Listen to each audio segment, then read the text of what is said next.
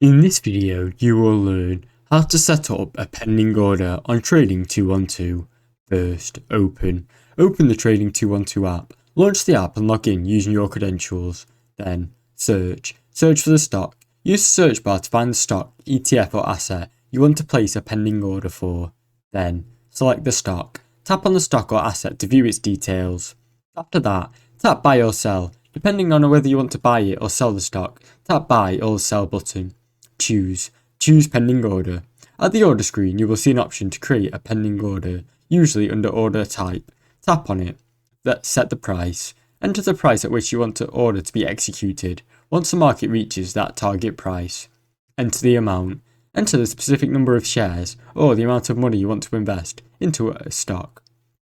Choose an expiry time. Some pending orders let you set an expiry date, such as 10 days, 1 day, 1 week.